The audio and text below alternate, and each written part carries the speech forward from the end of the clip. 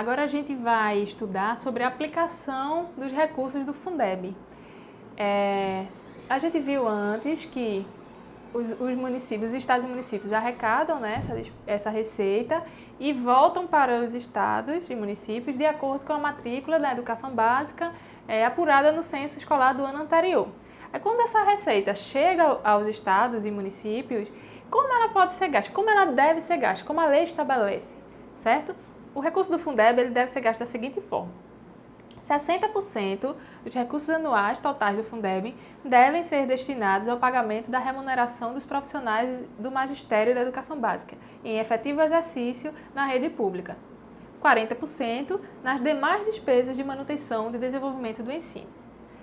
Aqui uma observação que em 2015, 80% dos recursos do Fundeb foram utilizados para pagamento de pessoal aqui no estado de Pernambuco, certo? Então, o que é que a gente tem? 60% tem que ser para professores ou pessoal vinculado na escola, coordenador, diretor, que tenha vinculação na atividade de ensino na escola, ok? Então, 60%. Eu sou da atividade meio da Secretaria de Educação. Eu sou da atividade de ensino, eu posso ser paga com aquela que a gente viu de manutenção e desenvolvimento do ensino, mas eu não posso ser paga na parcela dos 60%, que essa parcela é destinada para os profissionais do magistério.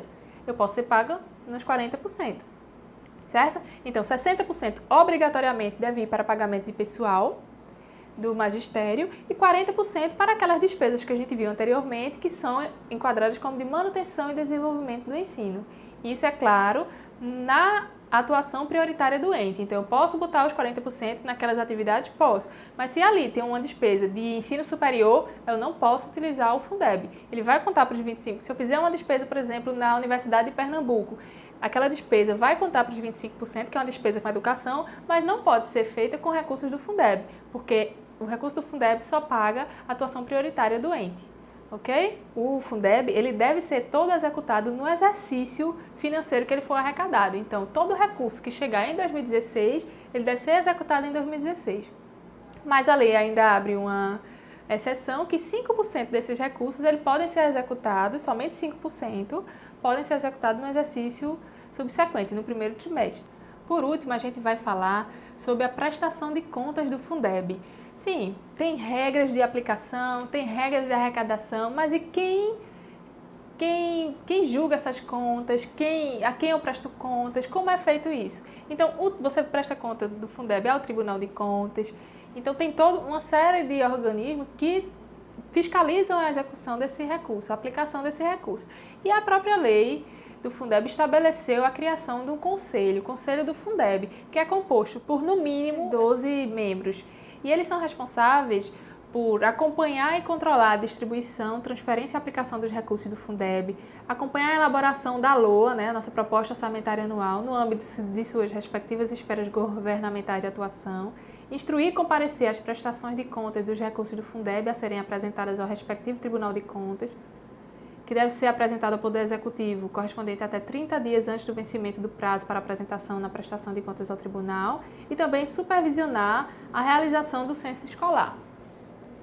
Então, veja só, eu tenho um conselho que ele é responsável por analisar as contas do Fundeb e desde a sua concepção na Lei Orçamentária Anual até a sua prestação de contas, passando pela sua execução. Ele monitora a execução dessas despesas. E uma coisa interessante, se você for lá no balanço do Estado, lá no site da Cefaz, você vai ver que lá no balanço, no anexo das despesas com manutenção e desenvolvimento do ensino, vai ter um parecer do Conselho do Fundeb julgando as contas relacionadas à aplicação do Fundeb, certo? Então, esse parecer tem que constar lá no balanço do governo estadual. Por hora é isso, estudante. Você aprendeu sobre as principais fontes de financiamento da educação.